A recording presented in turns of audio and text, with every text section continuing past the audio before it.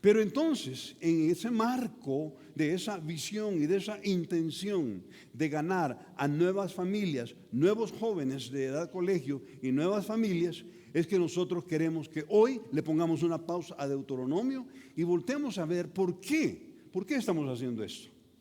Necesitamos alcanzar a las nuevas generaciones. Y yo te pido que por favor vengas conmigo ahí al libro de Jueces en el capítulo 2, versículo 6. Jueces capítulo 2, versículo 6. ¿Qué ocurre cuando no alcanzamos a las nuevas generaciones? ¿Qué va a ocurrir? Vente conmigo, por favor. Yo quiero que veas algo que ocurrió en Israel cuando los adultos dejaron de alcanzar a las siguientes generaciones. Vente conmigo a Jueces capítulo 2, versículo 6, por favor. Vente conmigo. ¿Estás listo?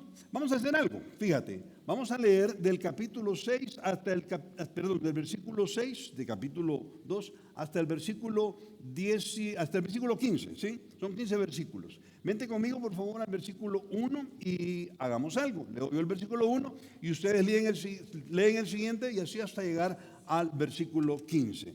¿Listos? Ponle atención a cada palabra que yo leo y a cada palabra que tú lees cuando te toca leer. Dice así: porque ya Josué había despedido al pueblo y los hijos de Israel se habían ido cada uno a su heredad para poseerla.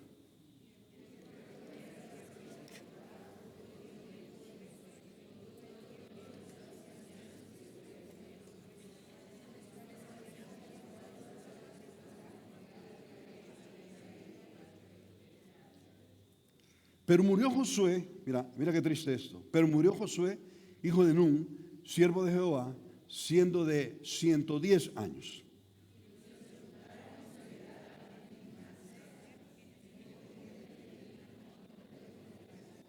Y ahora el versículo más triste, y si tienes un bolígrafo, subráyalo por favor, ¿verdad?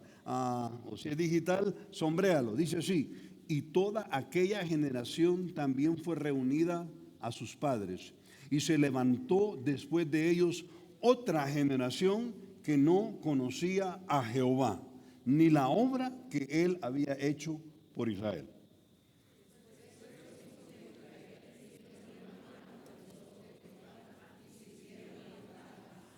Dejaron a Jehová, el Dios de sus padres, que los había sacado de la tierra de Egipto, y se fueron tras otros dioses, los dioses de los pueblos que estaban en sus alrededores, a los cuales adoraron y provocaron a ira a Jehová.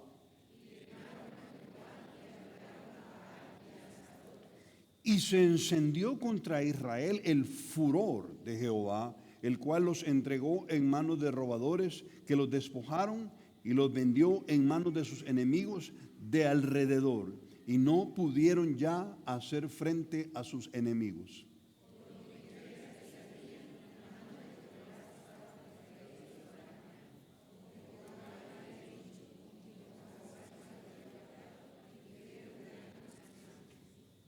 Padre, toma tu palabra y acomoda lo espiritual en nosotros, Señor.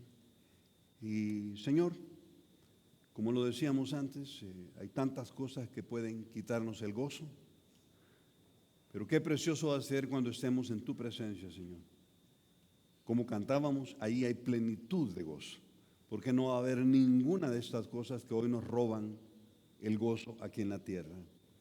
Padre, que podamos concentrarnos en este pasaje y podamos aprender de ti. Gracias por ser muy bueno con nosotros, Señor. En el nombre de Cristo Jesús te lo decimos. Amén y amén. Mira la pantalla, por favor. Alguien dijo que cuando una generación decide no replicarse, toda una nación está condenada a desaparecer. Y eso es cierto. Eso es cierto.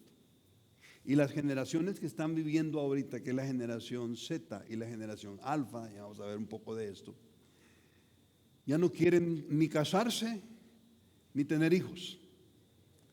Yo quiero decir algo que puede sonar muy fuerte, pero eso es ir en contra de lo que Dios mandó en Génesis. ¿Se acuerdan que Dios le dijo a Adán y a Eva? Creced, multiplicaos. Les dijo que se reprodujeran, que poblaran la tierra. Eso es importantísimo, porque ahora tenemos una generación que quiere ir en contra del mandato de Dios. Y entonces lo que tenemos ahora es países en donde los bebés, oye esto, los bebés de esos países tienen 35 años. Entonces esto es terrible, esto es terrible. Entonces los países, primordialmente en Europa y en Canadá, se ven obligados a repoblar sus países porque ya no hay bebés. Esto es muy, muy importante. ¿Por qué? Porque si no traen gente, si no traemos a bebés y no traemos a jóvenes, entonces esta nación va a morir. Yo creo que en Centroamérica no tenemos ese problema, ¿verdad? Aquí somos como cuyos, nos reproducimos mucho. Pero yo te voy a decir una cosa, ojalá que eso no vaya a morir. Ojalá que no aumente demasiado, pero ojalá que eso no vaya a morir. Que eso no vaya a morir, ¿verdad? Bueno, ustedes y yo vivimos en Guatemala, nuestra amada Guatemala, y nuestra amada Guatemala, es impresionante que solo en la capital vivimos 9 millones de personas, 19 millones en todo el país. Eso es bastante, eso es mucho.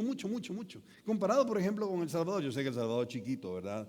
Pero comparado con El Salvador, en donde creo que en las últimas encuestas no llegamos ni a 6 millones. Pongámosle 6 millones. En todo el país. En todo el país. Pero entonces, las naciones tienden a desaparecer. Estaba leyendo que de los países que más están llevando jóvenes a su país, Inglaterra en Europa encabeza la lista. Eso es interesante. Y voy a decir algo que ya hermano Steve Kern me había dicho, y yo estoy de acuerdo ahora, lo fui a comprobar ayer cuando estaba preparando este mensaje. Como por 5º año consecutivo, el nombre más común en el Reino Unido, adivinen cuál es. Mahoma. Pues es interesante entender que el Islam está comprometido con, valga la redundancia, islamizar Europa, islamizar Canadá, y prepárense, porque ellos están pensando islamizar Latinoamérica. Islamizar es meter el Islam y meter a toda su gente y convertir a la gente al Islam. Impresionante, muy impresionante. Cuando una generación decide no multiplicarse, o no alcanzar a otras, o no traer a otras generaciones, entonces toda la nación está condenada a desaparecer. Si eso lo traspolamos a las iglesias, si eso lo traspolamos a Vida Nueva Guatemala, hermanos, si nosotros no hacemos nada por alcanzar a las siguientes generaciones, entonces va a ocurrir lo que ustedes acaban de leer ahí. El pueblo envejeció, el pueblo murió, fue reunido con sus padres, quiere decir, traducido en buen guatemalteco, los enterraron. Y luego dice el versículo que te dije, es el más triste: se levantó una generación que, ¿qué decía? Que no conocía ¿a quién? A Jehová, a Dios. Ni tampoco había escuchado las maravillas que había hecho en el corazón de los israelitas. Hermanos, si ustedes y yo no le contamos a los jóvenes que existe un Dios vivo y que puede transformar el corazón como lo transformó a ti, me lo transformó a mí, entonces Vida Nueva Guatemala está condenada a desaparecer. Yo no me quiero quedar mucho tiempo aquí en esto, pero te lo voy a contar. Esto de las generaciones es algo muy interesante, ¿verdad? En todo el siglo que acaba de pasar y este que acaba de comenzar, se registran 7 generaciones. Yo sé que esto varía, porque varía de acuerdo al criterio. Las Naciones Unidas tienen su propio criterio, pero hablan de la generación grandiosa que existió entre 1901 y 1927. Yo me tomé el tiempo de buscar fotografías de cada una de las generaciones. Esta generación grandiosa son aquellos que nacieron entre 1901 y 1927. ¿Cuántos de los que están aquí nacieron entre 1901 y 1927? No hay nadie. No, de plano que no hay nadie. Es interesante. Interesante que para ellos, fíjate, rasgos característicos, rasgos muy característicos. No había radio. Eso es tremendo. Ellos vivían para levantarse, ir a trabajar, eran muy industriosos, eran muy respetuosos y eran muy disciplinados. Ahora, esta es una generación que vivió algunos, la clasificación tiene que ver con guerras, o cuando inicia una generación, casi siempre tiene que ver con alguna guerra o algún cambio tecnológico global, ¿verdad? O alguna crisis financiera global o alguna crisis de salud global. Ellos, fíjate qué interesante, vivieron la Primera Guerra Mundial y vivieron también a la Gran Depresión de los Estados Unidos en 1929. La Primera Guerra Mundial fue entre 1914 y 1918. Ellos la vivieron. Entonces, era una generación muy disciplinada, muy disciplinada. Pero luego, después de ellos, vino la generación silenciosa. Ellos nacieron entre 1928 y 1945. ¿Hay alguno aquí? No, ¿verdad? Okay. La generación silenciosa se le llamaba silenciosa porque después de la Primera Guerra Mundial, ellos se quedaron respetando un montón a las autoridades. Ellos, 1928, 1945, eran pero muy respetuosos de las autoridades. ¿Y adivina qué? ¿Adivina cuál era su dispositivo? La radio. Y ahí están alrededor de un Telefunken, ¿verdad? Yo creo que era una de las marcas de aquel entonces, ¿verdad? O Víctor, RCA Víctor. ¿Y por qué se le llama generación silenciosa? Porque no reclamaban mucho. Y yo no sé si tú tienes alguna foto de tus bisabuelos. Quizás está en blanco y negro la foto de tus bisabuelos. Porque le llamaban generación silenciosa también porque ellos no reían mucho. Es interesante. No reían mucho, no eran muy optimistas, pero eran muy disciplinados también a causa de lo que les había dejado la generación anterior. Por eso tú ves las fotografías de tus abuelos y tus bisabuelos. No sé si se han fijado que siempre salen bien serios. Bien serios. ¿Verdad que sí? Sale, mira, esta es mi abuela, y están todos bien trajeaditos, bien bonitos, pero todos bien serios. Como que la cámara, no sé, a saber, ¿verdad? Pero es interesante esta generación. ¿Por qué es importante voltear a ver estas generaciones, hermano? Porque nos dicen cómo vivían, y es interesante entender cómo vive ahora nuestra generación. Los baby boomers. Los baby boomers somos los que nacimos entre 1946 y 1964. Ahí estoy yo, hermano. Yo nací en el 16 de junio de 1960. Ya viene mi cumpleaños, ¿qué van a regalar? Los baby boomers, te muestro una foto mejor para que veas. Esto es bien interesante porque los baby boomers vivieron ya la televisión. Estos vivieron la televisión en blanco y negro, pero también vieron el cambio hacia la televisión a colores. Eso es importante. ¿Por qué? Porque toda la cantidad de información que les llegó a ellos fue muy diferente a toda la cantidad de información que recibían las dos generaciones anteriores. ¿Por qué le llamaban baby boomers? Porque un boom es una explosión. Después de la Segunda Guerra Mundial, ellos vivieron parte de los resultados de la Segunda Guerra Mundial. La anterior vivió la Segunda Guerra Mundial, pero ellos los resultados. Y después de la Segunda Guerra Mundial hubo una gran felicidad en el planeta y ellos se dedicaron a tener un montón de hijos. Esas son las generaciones a donde ves, ahí quizás sí está tu abuelo o tu bisabuelo y dicen, mira, mi mamá Toña con papachús,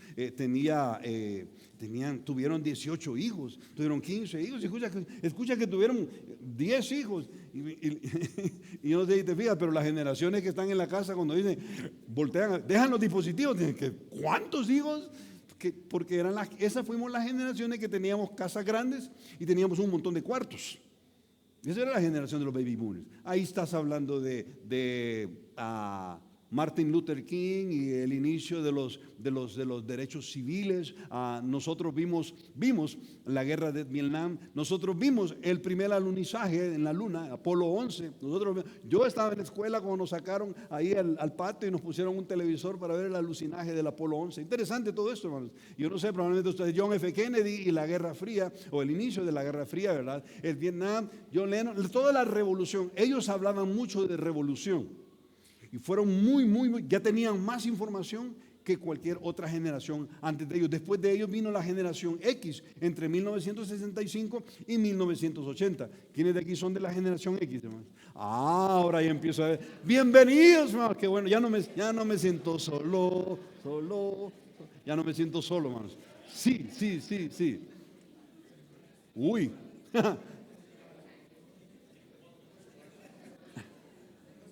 La generación X, hermano, fue interesante, ver que todas las otras generaciones nadie se reía, en esta sí empiezan a reírse. En la generación X, esta generación ya comenzó de alguna manera a ver, bueno, ellos vivieron algunos cambios tecnológicos también y aunque no lo crean, ya comenzaba el internet, pero el internet no era popular.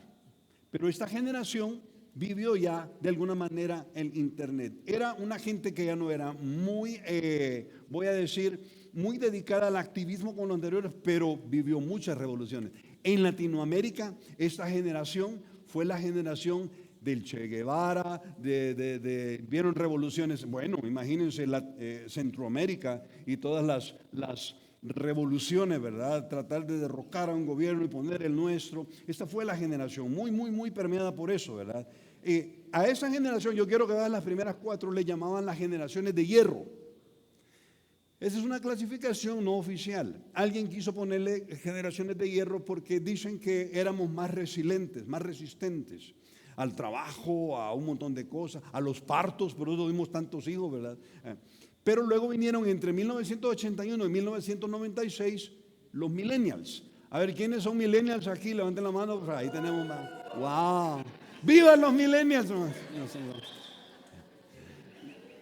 Los millennials sufrieron otro cambio tecnológico, esto es bien interesante. Aquí ellos ya usaron las primeras computadoras y usaron también los primeros, oye esto, los primeros celulares.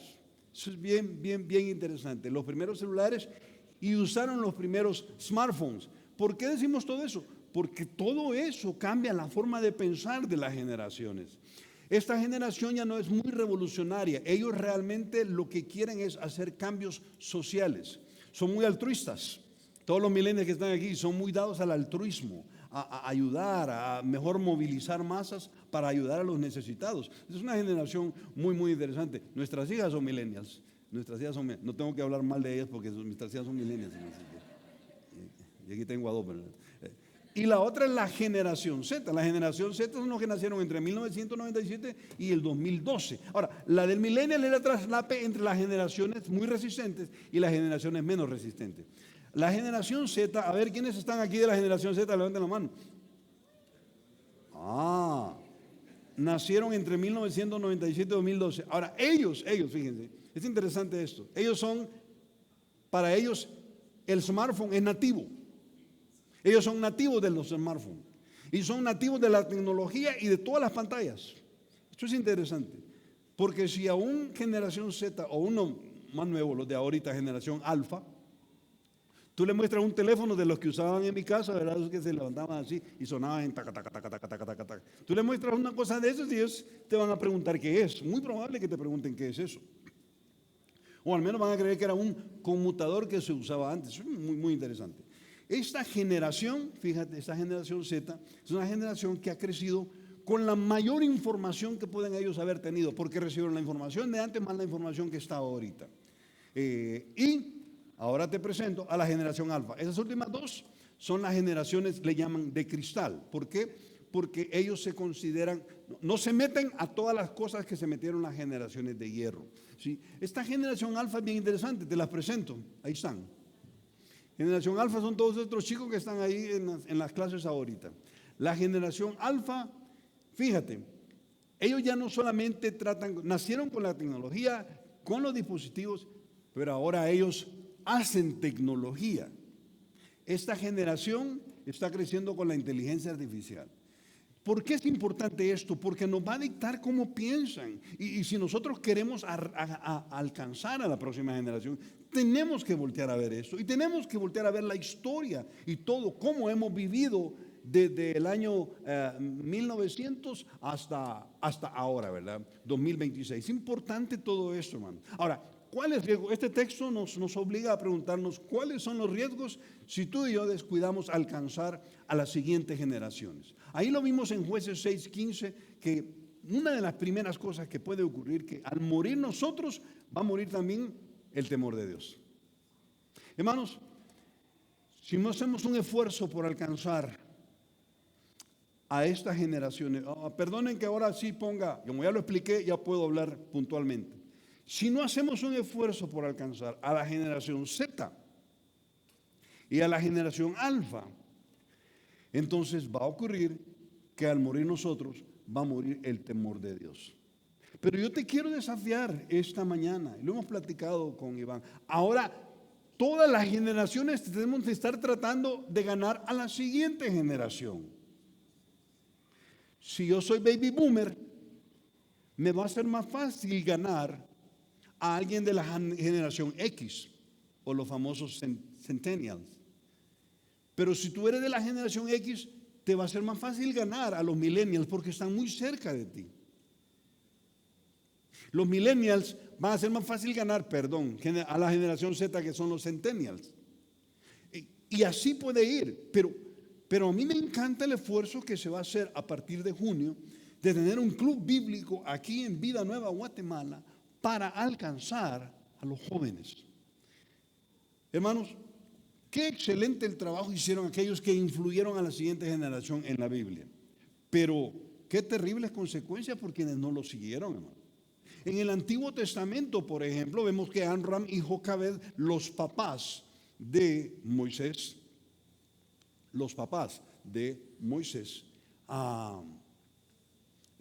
es un asunto bien interesante, los papás de Moisés, ¿verdad? Amram se casó con una tía de él. Jocabed era tía de Amram, hermano. Entonces Moisés, interesante que tu hermano sea tu primo, ¿verdad? Pero hicieron un buen trabajo en Moisés. Y Amram y Jocabed le enseñaron a Moisés el temor a Dios. Moisés, cuando es llamado por Dios, era un hombre que tenía una relación con Dios. Si bien estaba huyendo de Egipto por lo que había hecho, acuérdense que él mató a un hebreo, ¿verdad? A un egipcio, perdón. Y entonces él huyó. Pero este hombre tenía temor de Dios. Cuando Dios lo llama no es por casualidad.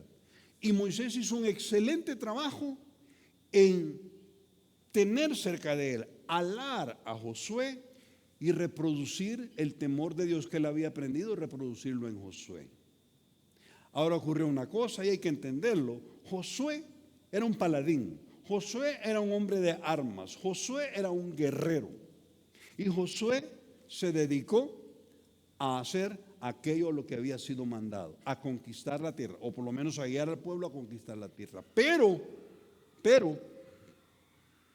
Josué cometió un tremendo error, ahora lo vemos ahí en la Biblia, y es no procurar la reproducción espiritual en esa generación que caminó con él. Y los que caminaron con él ya no se reprodujeron espiritualmente en los chicos. Por eso dice el versículo triste de nuestro texto: y se levantó una generación que ya no conocía a Dios.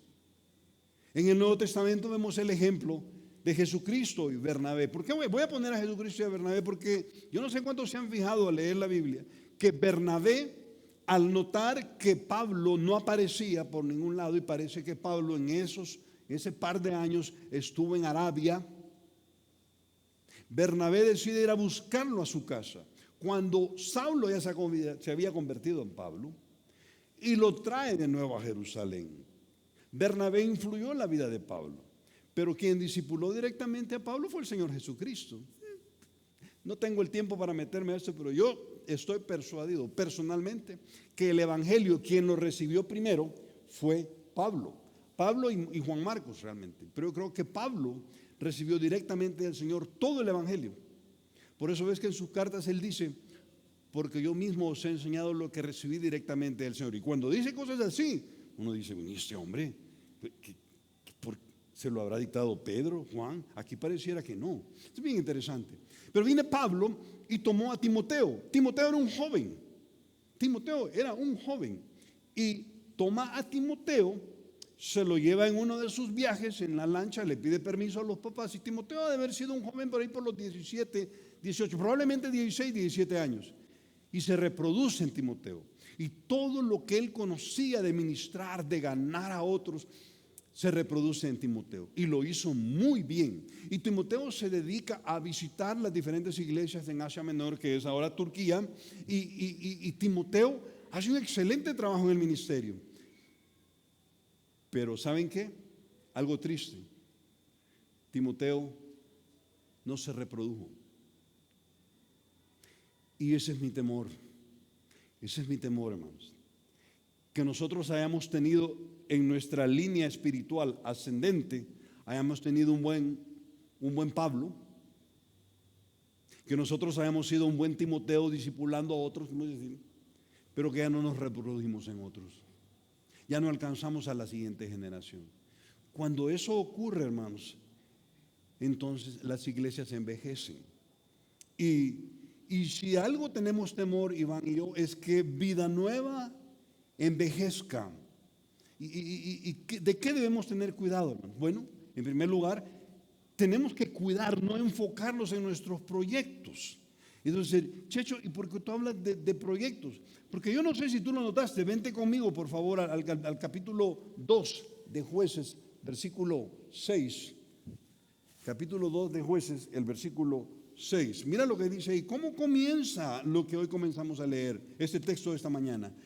Porque Josué había despedido al pueblo y los hijos de Israel se habían ido cada uno ¿a dónde? A su heredad. ¿Qué es la heredad? Sinónimo de heredad. A ver, regáleme un sinónimo de heredad. ¿Cómo?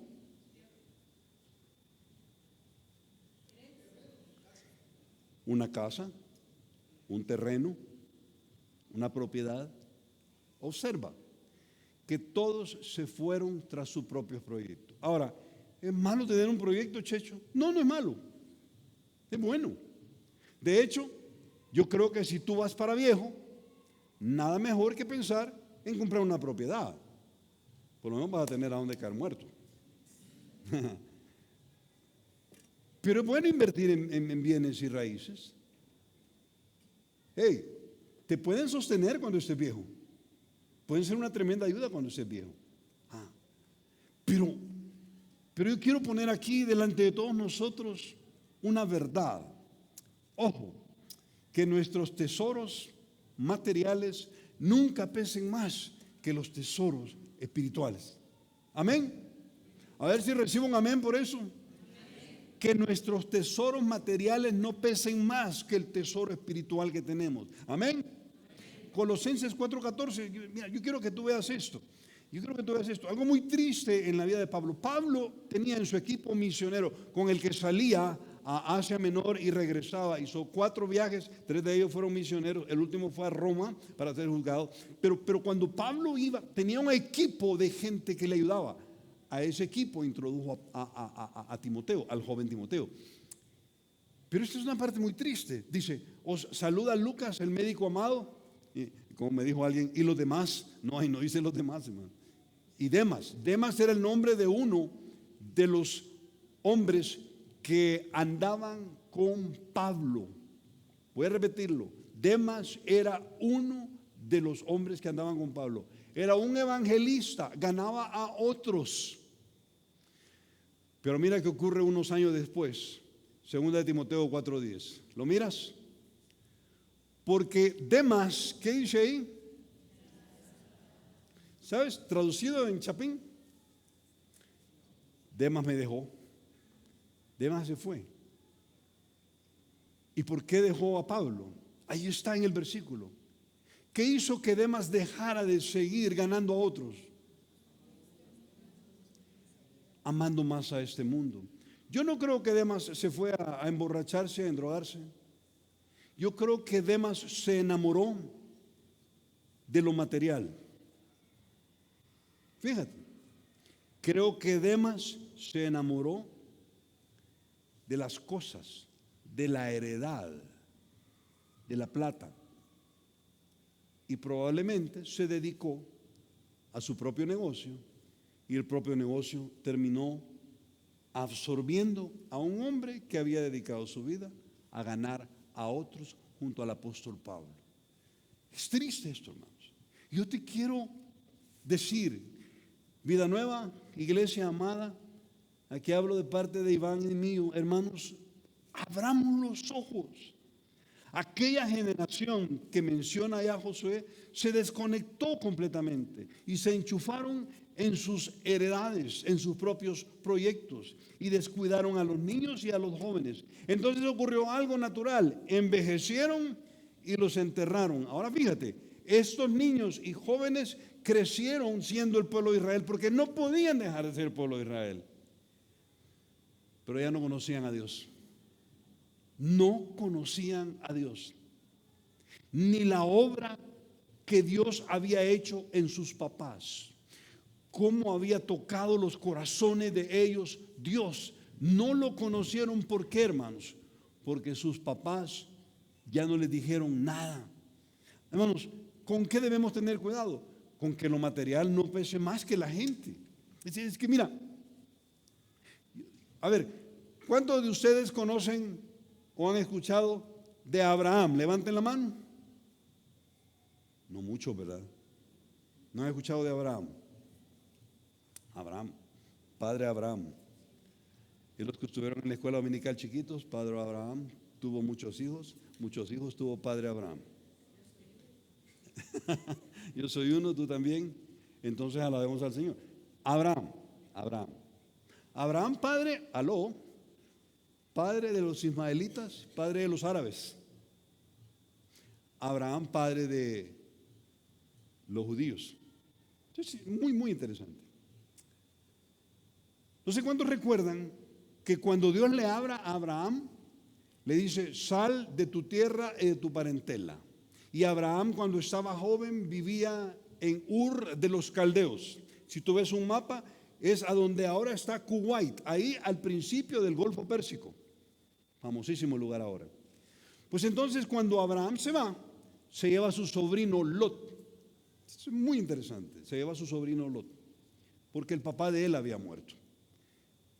Lot era un niño cuando salió con Abraham, y cuando llegan a Palestina, Lot ya era un adolescente. Y Abraham sabía que si no tenía hijo, entonces Lot había que reproducirse en Lot. Yo no sé si tú te acuerdas que el ganado de ambos creció un montón, a tal grado que Abraham le dice a Lot: mira, demasiado están peleando tus siervos con los míos, voltea a ver la llanura. Y voltearon a ver toda la llanura del Jordán, desde el mar de Galilea, y va todo el río Jordán y el mar Muerto. Escoge tú a dónde quieres vivir. No vamos a dejar de ser familiares, pero ese va a ser tu espacio para crecer. Y Lot escoge irse cerca del mar Muerto, en toda la orilla del Jordán sur. Muy inteligente, porque escogió agua. Y Lot llegó a crecer un montón. Lo que no tuvo en cuenta es que las etnias de ahí iban a crecer un montón, y crecen en dos ciudades que se llamaron Sodoma y Gomorra. Y Lot no le quedó más que vivir con ellos. Si bien es cierto, Lot no adoptó el estilo de vida de ellos. Eso es muy interesante. Pero un día vinieron 5 reyes a conquistar Sodoma y Gomorra, y se llevan a Lot y a sus posesiones. Estos eran bárbaros, por supuesto, ¿va? Llegan y matan y se llevan todo lo que tenían y se llevan preso a Lot. Le llega a Abraham la noticia de que se han llevado preso a Lot. Y ojo, a mí me encanta cómo es Abraham. Abraham era un hombre pacífico, al igual que Moisés. No eran hombres de guerra, no como Josué. Abraham es un hombre de ganado. Y dice la Biblia que se arma con palos y con piedras, se agarra a varios, y dice: vamos a rescatar a Lot. Y van, y para sorpresa de todo el mundo, Abraham derrota a los 5 reyes. ¿Cómo fue? Estos reyes han de haber llevado espadas y arcos, hermanos. ¿Cómo es que un hombre con unas poquitas gente y con palos y piedras logra derrotar a 5 reyes? La única explicación es que a quien le ayudó a Abraham fue el Dios de Abraham. Lo libera a Lot y viene. Cuando viene de regreso, viene Abraham para su tienda, viene de regreso. Dice la Biblia que se le aparece un personaje muy, voy a decir, misterioso, y es Melquisedec. Y se dice de Melquisedec que era sacerdote del Dios Altísimo. Aquí un paréntesis. Yo personalmente creo que Melquisedec podría ser una cristofanía o la aparición de Jesucristo en el Antiguo Testamento. Está por verse. Porque dice el libro de Hebreos que Melquisedec no tiene principio de genealogía ni fin de genealogía. Es interesante. Y dice la Biblia que se le aparece Melquisedec, que ve que viene Abraham con Lot y con todo el botín, oro, diamantes, que le había quitado a los 5 reyes. Y entonces Melquisedec saca vino y pan y le dice, por cierto, dice ahí que Melquisedec era rey de Salem. Y cuando tú buscas Salem en la época de Abraham, no existe la ciudad de Salem. ¿Y sabes qué significa Salem? Shalom, ¿te suena? Shalom en hebreo, paz. Jerusalén viene de ahí, es la ciudad de la paz. Pero yo quiero que veas, es que cuando sale Melquisedec de la nada en el desierto, saca pan y vino y le dice, bendito tu Dios, el Dios de Abraham, el Dios del cielo, que dio a Abraham la victoria. Y dice la Biblia que Abraham le da los diezmos de todo. Y el único en el planeta, en la historia de la humanidad, que recibe los diezmos de alguien, ¿quién es? Es Dios. Es Dios. Pero yo quiero que veas algo. Cuando lo recibe Melquisedec, voy a decir del lado derecho, adelantito está esperándolo otro personaje. Es el rey de Sodoma. Melquisedec es un tipo de Jesucristo. El rey de Sodoma es un tipo de Satanás. Yo quiero que tú veas lo que le dice este hombre a Abraham. Aquí está en la pantalla. Cuando volvía de la derrota de Kedorlaomer, entre paréntesis, Abraham, y de los reyes que con él estaban, salió el rey de Sodoma a recibirlo al valle de Sabe, que es el valle del rey. Entonces Melquisedec, rey de Salem, oye esto, Melquisedec, ahí está en rojo, rey de Salem y sacerdote del Dios Altísimo, sacó pan y vino y bendijo diciendo, lo bendijo a Abraham y le dijo, bendito sea Abraham del Dios Altísimo, creador de los cielos y de la tierra, y bendito sea el Dios Altísimo que entregó a tus enemigos en tu mano. Aquí está la razón por la que Abraham pudo ganarle a 5 reyes. Y aquí está, oye esto, y le dio a Abraham los diezmos de todo. ¿A quién? A Melquisedec. Entonces, aquí está el segundo personaje, el rey de Sodoma le dijo a Abraham, dame las personas, quédate con la plata. Interesante. No te metas con la gente, agárrate todo el dinero. Hoy, en el 2026, Satanás nos puede tener engañados a nosotros en Vida Nueva Guatemala, diciéndonos, no se metan con las próximas generaciones, quédense con el dinero. No se metan con el corazón de los jóvenes, prosperen, prosperen. Pero déjenme a mí la gente. Yo quiero esta mañana levantar una bandera roja diciendo, iglesia, si nosotros nos dormimos en nuestros propios proyectos, no vamos a querer tocar el corazón de los jóvenes. Voy a repetirlo. Si tú y yo nos quedamos fascinados por las cosas, nos vamos a concentrar en nuestros propios proyectos. ¿Y sabes qué va a ocurrir? Vamos a venir los domingos, vamos a cantar bien bonito, vamos a escuchar un mensaje que nos va a animar, vamos a ofrendarle a Dios, pero no va a haber ninguna intención por alcanzar a los demás. Cuidado, cuidado. Yo quiero levantar una banderola aquí y decir, Vida Nueva Guatemala, cuidado, por favor, no nos durmamos. Porque si nos dormimos, la gente no se va a convertir. Y vamos a venir a la iglesia a arreglar nuestros propios clavos, que nos ayudan a resolver para que continúe nuestro propio reino, nuestros propios proyectos. ¿Y los niños?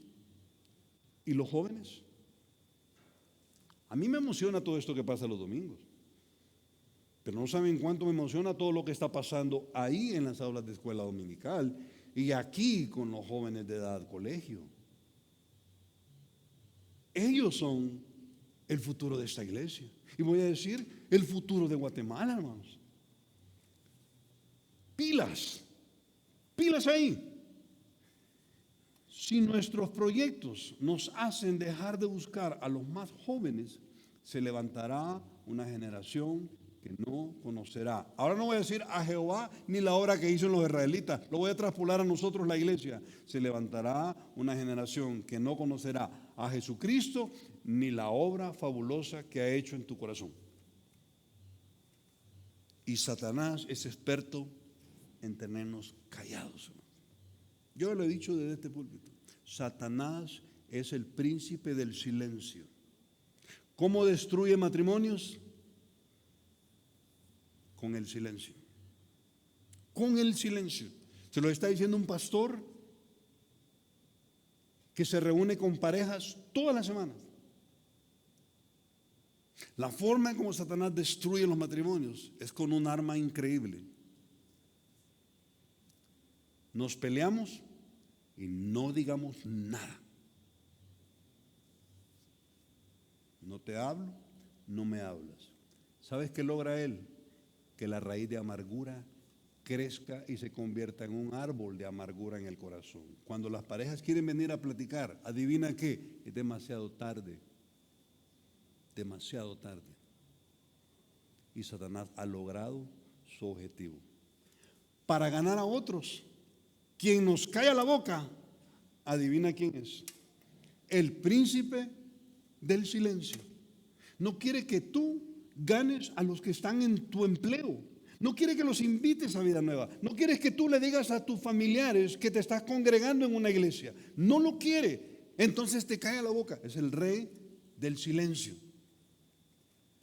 ¿Con qué debemos tener cuidado también? Que no cortemos el contarles lo que hemos visto y oído. Miren, hermanos, yo creo que no me va a alcanzar el tiempo, solo me quedan 15 minutos. Yo quiero decirte algo. Dios es un Dios que busca que las otras generaciones escuchen de Él. Te hago una pregunta. ¿Qué le pidió a Moisés que hicieran cuando cruzaran el Mar Rojo? En la otra esquina iban a levantar algo. ¿Qué era? ¿Qué era? Tenía que ser una especie de monumento con rocas. ¿Sabes para qué era? ¿Sabes para qué era? Dice la Biblia, para que cuando vuestros hijos les pregunten ¿y qué son esas rocas? Ustedes les digan, es que hijo, tú estabas muy chiquito, pero Dios nos sacó de la esclavitud, nos sacó de las tinieblas. Dios es así. Antes que salieran de Egipto, les pide celebrar la Pascua, matar a un cordero, todos en familia. ¿Sabes para qué es? Para que cuando vuestros hijos os pregunten ¿y qué es la Pascua? Ustedes les cuenten que Dios los sacó de la esclavitud de Egipto. Satanás lo que quiere es que no le cuentes a tus hijos y a los jóvenes que Dios te sacó de la esclavitud de Egipto. ¿Ah, no me crees? Y cuando Josué cruza el Jordán, ¿qué le pidió Dios que hiciera al otro lado del Jordán? Míralo. Josué 4, 21, 22. Piedras, 12 piedras que representan a las 12 tribus de Israel. Y cuando los hijos de Israel y habló a los hijos de Israel diciendo, cuando mañana preguntaren vuestros hijos a sus padres y os dijeren, ¿y qué significan estas piedras, papi? Les contaréis a vuestros hijos diciendo, Israel pasó en seco por este Jordán. Lo que Dios quiere es que a las próximas generaciones les estemos contando lo que Él ha hecho con nosotros. Mira Hechos 4. ¿Te acuerdas cuando agarraron presos a Pedro y a Juan? ¿Sí? Los meten presos, y cuando los sacan, dice así, y llamándoles les intimaron que en ninguna manera hablasen ni enseñasen en el nombre de Jesús. Pero Pedro y Juan respondieron diciéndoles: juzguen ustedes si es justo delante de Dios obedecer a ustedes antes que a Dios. Oye, a mí me encanta este Pedro, hermanos. Y este Pedro dice: porque no podemos dejar de contar lo que hemos visto y oído. Cada uno de ustedes, estoy seguro, que tiene un testimonio precioso que contar de cómo era su vida antes y lo que Dios ha hecho en ustedes, ¿sí o no? ¿Por qué no se lo contamos a la generación Z y a la generación Alfa? ¿Por qué no? Ay, pues que voy a sonar muy anticuado. No podemos dejar de contar lo que hemos visto. Yo te tengo una pregunta aquí. ¿De qué manera podría usarte el Señor para alcanzar a las generaciones más jóvenes de Guatemala en vida nueva? En vida nueva. ¿Cuál es tu siguiente generación? ¿Tienes familiares que son millennials? ¿Puedes ganarlos? ¿Puedes invitarlos? ¿Tienes amigos o compañeros de trabajo que son generación Z? ¿Puedes ganarlos o no? ¿Puedes invitarlos o no? Yo creo que sí. Yo creo que sí. ¿Qué podrías hacer esta semana para que aquellos en tu entorno, familiares y amigos, conozcan al Dios que tú has encontrado? ¿Sabes por qué no lo hacemos? Porque Satanás nos cierra con zipper la boca. No, se van a burlar de mí, en la oficina se van a burlar de mí, si yo les digo que soy creyente, me da pena. ¿Por qué debe darte pena? No, es que me van a rechazar. Jesucristo fue rechazado. Un montón que han sido rechazados por Él. En segundo lugar, ¿cuáles riesgos corremos si descuidamos alcanzar a las siguientes generaciones? Es que ellos solitos van a encontrar a sus propios dioses, hermanos. ¿Qué pasó con los israelitas? Ellos encontraron a sus propios dioses. Ellos adoraron a Astarot y a Moloc. Qué triste. Vente conmigo, por favor, al versículo 11 al 13. 11 al 13. Vente. Dice así. Dice: después los hijos de Israel, ahora ya murieron sus papás, fíjate. No les alcanzaron a ellos. Después los hijos de Israel hicieron lo malo ante los ojos de Jehová y sirvieron a los Baales. Dejaron a Jehová, el Dios de sus padres, que los había sacado de la tierra de Egipto, y se fueron tras otros dioses. Nota dioses con D minúscula, por favor. Los dioses de los pueblos que estaban en sus alrededores, a los cuales adoraron y provocaron a ir a Jehová. Y dejaron a Jehová y adoraron ¿a quién? Mira, mira ya la pantalla, por favor. No podemos evitar la aparición de nuevas generaciones. Es más, es natural, es inevitable. Pero podemos evitar que a los ojos de ellos Jesucristo sea irrelevante. Estamos viviendo en tiempos en donde a los jóvenes Jesucristo no les representa ninguna emoción. Y si no somos nosotros los que los emocionemos con Jesús, ¿quién nos va a emocionar? Todas las generaciones, algo que platicábamos con Iván hace poco, hablando de cambios generacionales en las iglesias, es que los más jóvenes, cuando dicen, bueno, ya van para afuera estos pastores, ¿verdad? Ellos sacan a la basura todo. Sacan a la basura todo. Y a veces en la basura se van filosofía de ministerio de oro. De oro. Cuando hay un cambio de generaciones, ellos dicen, lo que mis papás hicieron estaba mal hecho. ¿Sí o no? No, es que como lo hicieron ustedes estaba mal hecho realmente. No, yo no estoy de acuerdo. Uy, guácala. Otra cosa que dicen es, lo que a ellos les sirvió, a nosotros no necesariamente nos sirve. Papá, si te sirvió Jesús, a vos te sirvió, a mí no necesariamente. Cuando un joven dice eso, yo volteo a ver al papá, porque quiere decir que el papá no ha hecho un buen trabajo en hablarle de Jesús y de la obra que Jesús ha hecho en él. Y en tercer lugar, otra de las cosas que dicen es, ese es su Dios, el Dios de mi papá y de mi mamá, es obsoleto, no me emociona. El mío, el de nosotros, el de mi generación, sí es emocionante. Ahora tú vas a decir, ¿y cómo es el Dios de la generación Z y Alfa? ¿Estás listo para eso? Muy revelador, yo lo acabo de descubrir, hermano. Dicen que la generación Z y Alfa están fascinados y obsesionados con un mundo dual. Y ese es su Dios. Ahora, ¿cuál es el mundo dual? Clasificado por psicólogos y psiquiatras modernos, hermanos. El Dios de la generación Z y la generación Alfa es el mundo dual, que tiene dos esferas. La primera esfera es la esfera tecnodigital, que les permite a ellos tres cosas. Número uno, crear y vender lo que crean dentro de esa esfera tecnodigital. Número dos, socializar, pero solo dentro de esa esfera tecnodigital. Para ellos, esto de sentarnos a platicar, comer, almorzar y platicar varios, no va.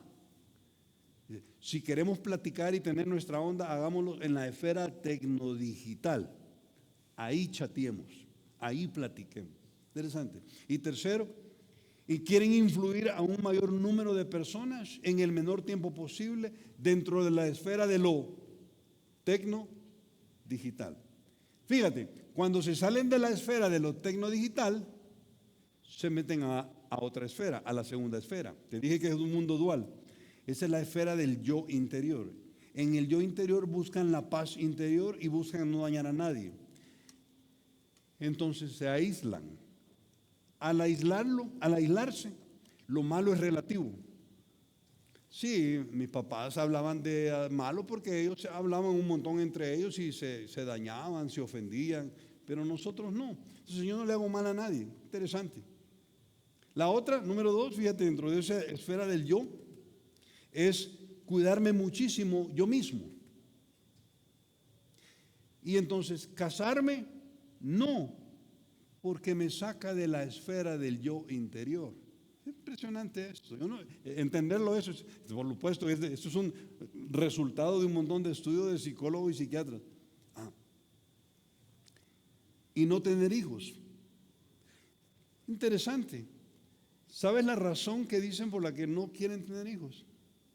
Número uno, es muy peligroso el parto. Muy peligroso el parto. Número dos, es demasiado problema va a presentar para mi vida. Me va a sacar de la segunda esfera, de la esfera del yo interior. Interesante. Aquí en Vida Nueva, yo he platicado con varias parejas que me han dicho que no quieren tener hijos. Cuando yo he preguntado, cuando yo leí esto y dije, wow, tiene razón. Cuando yo he preguntado a esas dos parejas, ¿por qué no quieren tener hijos? Adivinen qué me han respondido. El parto es muy peligroso. Interesante, muy interesante esto. Y otro de los elementos dentro de esa esfera es la autosatisfacción y el slow living. Veo a varios con abanicos, no sé si hay aire acondicionado, man, o no sirven. ¿Sí hay? Ok. Pero qué calor ha estado haciendo últimamente, ¿no creen ustedes? El invierno va a ser copioso, man, creo yo. ¿Ante cuáles rasgos estamos ahora? Ante un completo abandono del Dios de sus padres. Por muy moderno que sea todo, sin embargo, el vacío en el corazón del joven continúa teniendo la forma de una cruz. ¿No creen ustedes? Jeremías 2, 11, 13 dice así, miren qué interesante. ¿Acaso alguna nación ha cambiado sus dioses aunque ellos no son dioses? Mira con D minúscula. Sin embargo, mi pueblo ha trocado, trocar es cambiar, ha cambiado su gloria por lo que no aprovecha. Porque dos males ha hecho mi pueblo. Me dejaron a mí fuente de agua viva y cavaron para sí cisternas rotas que no retienen el agua. Ahora, yo quiero que tú veas que el gran riesgo que tenemos ahorita en las generaciones jóvenes es que están cavando cisternas que no retienen el agua. Y entonces lo que viene ahí es la adopción de nuevos dioses. Entran al terreno de las tinieblas creyendo que están bien, que no hay nada malo. Y al estar ahí, hermanos, la distancia entre eso y el ateísmo, ellos no se dan cuenta, pero es bien corta. El ateísmo está a la vuelta de la esquina y ellos no se han dado cuenta. Y entonces creer en Dios se va a volver algo obsoleto. Salmo 53:1 dice: el necio en su corazón no hay Dios. Y entonces ellos llegan al terreno de la necedad. Yo no quiero estar hablando mal de las generaciones jóvenes aquí, hermano. Solo estoy describiendo cómo piensan. Yo tengo una pregunta: ¿hay jóvenes de esta generación en tu rango de alcance? ¿Los invitarías al club bíblico que van a hacer en junio? Pilas, ojo, es el momento de alcanzarlos a ellos. Y Vida Nueva te está poniendo la herramienta aquí frente a ti. Lo único que tienes que hacer es traerlo los días sábados. Yo no creo, hermanos, no creo que sea difícil decirle a un joven: fíjate que en Vida Nueva tenemos algo chilero los sábados y algo chilero los domingos, pero los sábados hay un club bíblico. ¿No quisiera venir? Te voy a traer, te dejo y te espero, o de ahí voy por ti. Pruébalo. Yo me imagino que van a haber invitaciones impresas o no, Oscar, ¿sí? Freddy. Pero yo estoy convencido, hermanos, que esa visión es de Dios. Veo mucho joven entrando aquí los sábados en la tarde y veo a muchas familias viniendo con esos jóvenes los domingos aquí en la mañana. Y entonces los discipuladores van a tener más trabajo. Y veo a los jóvenes entrando por esa puerta a ser pastoreados en ID y Now. ¿Quieres participar en esto? ¿Quieres participar en esto? Dios te puede usar. Platica con Oscar y con Freddy. Y si ellos te dicen: no, ya estamos cabales,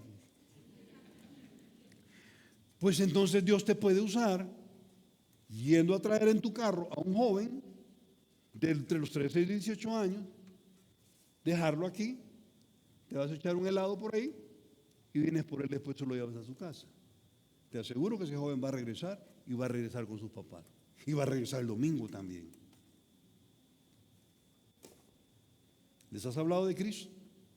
¿Los invitarías a alguna estructura de jóvenes de Vida Nueva Guatemala? Y en tercer lugar, y termino, si nosotros no hablamos, si no alcanzamos a la siguiente generación, hermano, ellos vivirán vidas completamente vacías y afligidas. No sé si notaste cómo era la vida de esos jóvenes a los cuales los más viejos se dedicaron a morir y ya no los alcanzaron para Dios. ¿Te fijaste cómo son sus vidas? Vente conmigo, por favor, a los versículos 14 y 15 y terminamos. Y dice así: y se encendió contra Israel el furor de Jehová, el cual los entregó, oye esto, en manos de robadores. Wow. Que los despojaron y los vendió. ¿Quién? Dios. ¿En manos de quiénes? En manos de sus enemigos de alrededor, y ya no pudieron hacer frente a sus enemigos. Observa lo que está diciendo. Con Josué habían podido hacerle frente a todos los enemigos. Iban matando por todos lados, iban conquistando la tierra, pero ahora no tenían ya más energía para vencer a sus enemigos. Eso es terrible, hermanos. Y mira el versículo 15, por favor. Por donde quiera que salían, ¿estás viendo lo mismo que yo veo? La mano de Jehová estaba contra ellos para mal. Subráyalo, por favor, lo voy a decir de nuevo. Por donde quiera que salían, la mano de Jehová estaba contra ellos para mal, como Jehová había dicho y como Jehová se lo había jurado, y tuvieron gran, ¿qué dice? Aflicción. Qué triste todo esto, hermanos. Qué triste. Yo, ayer que estaba preparando este mensaje, hermanos, yo dije: yo tengo que poner esto en una diapositiva. Si tú y yo venimos de ahí, ¿cuántos de los que estamos aquí venimos de una vida vacía, de una vida sin Cristo, de una vida donde Satanás nos chupó toda la energía, donde gastamos tantos años en lo que no aprovecha. ¿Cuántos de ustedes vienen conmigo de ahí? Yo de ahí vengo, hermanos. ¿Cuántos vienen de ahí? Ok, hermanos, si de ahí venimos, ¿por qué no hacer nada para evitar que esa generación vivan en ese peligroso escenario? ¿Cómo peligroso, Chicho? ¿Por qué es peligroso? Porque van a vivir vidas vacías y sin poder. Miren, hermanos, yo lo pensé y lo coloqué aquí anoche. Una cosa es ser ateo, pero otra muy diferente es tener a Dios en contra. ¿No creen ustedes? Una cosa es no querer nada con Dios, pero otra muy diferente es que la mano de Dios esté contra ti. Y si nosotros no alcanzamos a la siguiente generación, va a ser una generación contra la cual la mano de Dios va a estar. Y eso es triste, hermanos, es triste. Es una generación que va a vivir en aflicción. Dígame algo, si ustedes y yo, siendo creyentes maduros, pasamos aflicciones, ¿cuánta aflicción no creen ustedes que va a vivir esta generación? Sin Dios, sin Dios. Si con Dios cuesta, sin Dios es peor. No me digan que no, porque es verdad. Si con Dios cuesta, sin Dios es peor. Es una generación sin poder para hacerle frente a sus enemigos en la vida. Cristo lo dijo de esa forma en Juan 15:5. Porque separado de mí, nada pueden hacer. No, hermanos, no los dejemos solos. Vamos a por ellos, como dicen los españoles, a por ellos. Vamos por ellos. Vamos por ellos, alcancémoslos. Hagamos un esfuerzo. Dios te puede usar a ti. ¿O no crees que te puede usar? Dios te puede usar a ti. ¿Qué le dijo Dios a Moisés cuando Moisés creía que no podía ser usado por Dios? ¿Qué le dijo? ¿Qué tienes en tu mano? ¿Qué tienes en tu mano? Si no puede ser uno de los líderes que están preparando ellos, no puede ser uno de los colaboradores que están preparando ellos, porque te va a decir, ya estamos cabales. Si no puede ser uno de ellos, ¿qué tienes en tu mano? Tengo un carro, Checho. Ah, pues, ¿por qué no apartar el sábado para ir a traer a uno de estos jóvenes y traerlo a algo chilero? Hermanos, lo que ocurre ahí los domingos es chilero. A mí me encanta lo que ocurre ahí. Cuando Jonas se reúne con su grupo, es chilero. Y los sábados en la tarde aquí va a haber algo bonito. Y Dios te puede usar a ti. Quizás tú dices, no, yo de líder, no me ponga de líder porque yo agarrar la Biblia y enseñársela a otro, no.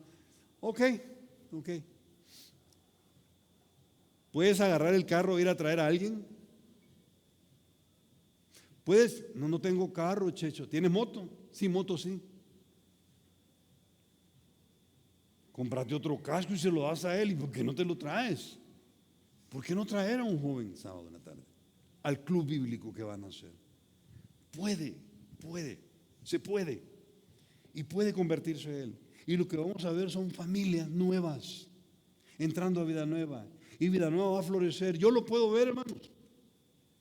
Con Iván lo hemos logrado ver y por eso es que queremos empujarlo.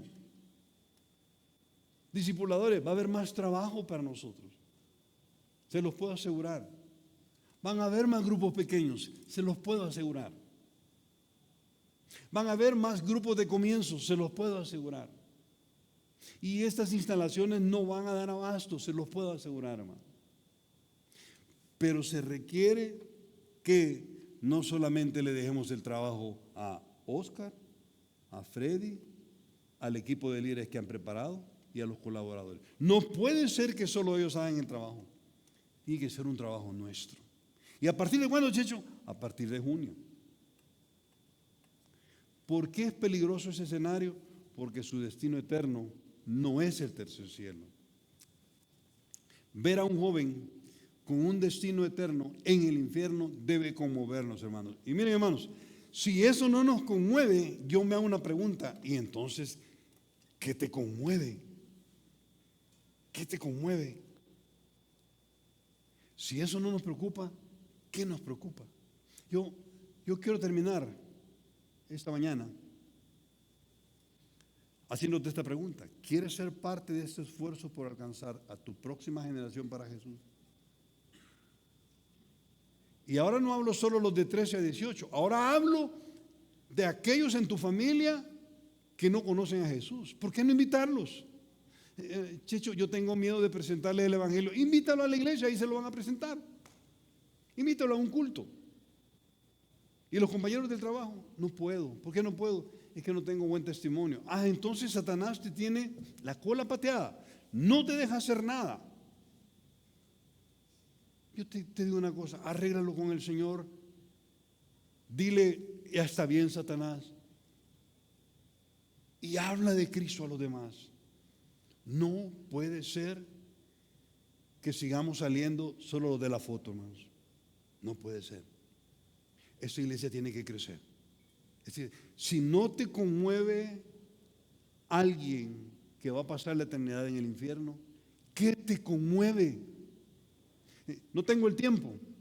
Yo no sé cuántos de ustedes han leído ahí en Apocalipsis, cuando la Biblia dice que Juan vio al Señor abrir los libros y abrió el libro de la vida del Cordero, y para estar inscrito el nombre de estos compañeros tuyos o amigos en el libro de la vida del Cordero, necesitan arrepentirse y conocer al Señor.